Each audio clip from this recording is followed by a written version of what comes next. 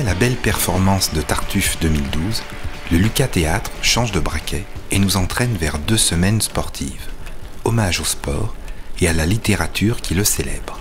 J'ai collecté énormément de textes d'auteurs sur la question du sport. Et voilà, le temps est venu aujourd'hui de construire ça, de construire ce que j'appelle une trilogie sportive. Donc, puisqu'il va y avoir 3 spectacles sur le sport.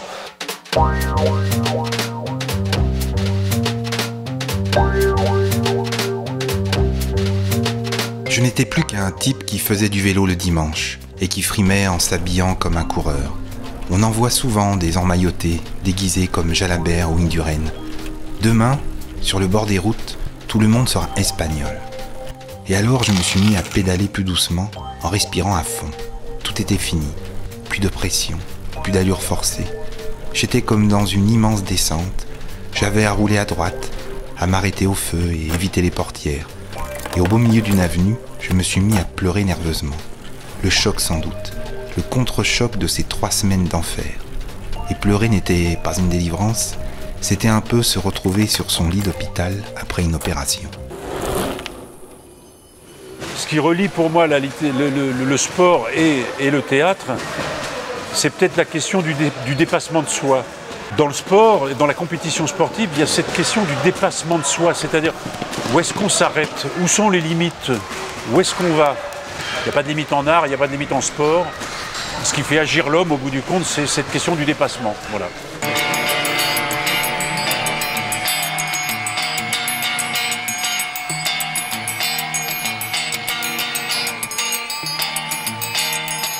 Un steak est le récit du dernier combat de Tom King, champion vieillissant, opposé au jeune Sandel.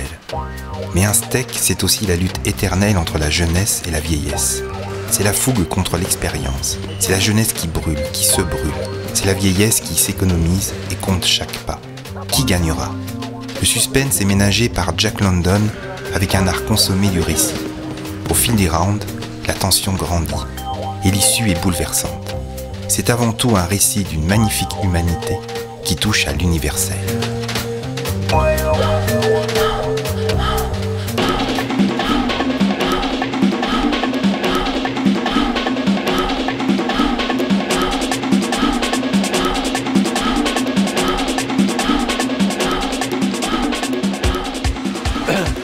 La nuit du sport, ça sera un spectacle composite qui va durer a priori de 18h à 24h. On pourra manger, boire, on se déplacera dans le centre culturel Charlie Chaplin.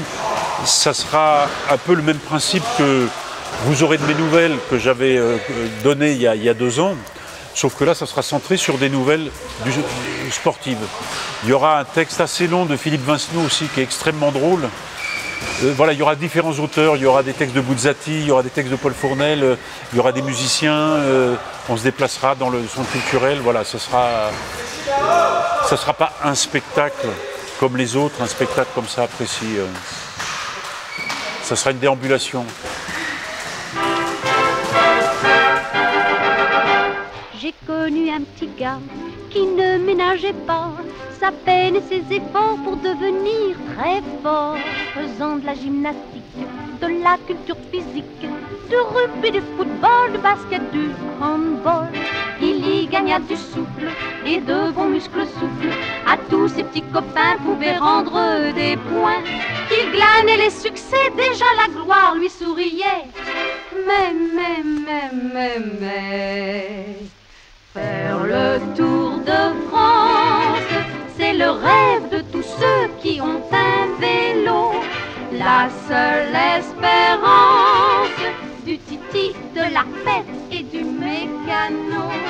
Faire le tour de France, arriver à Paris en vainqueur, être sacré roi des pédaleurs.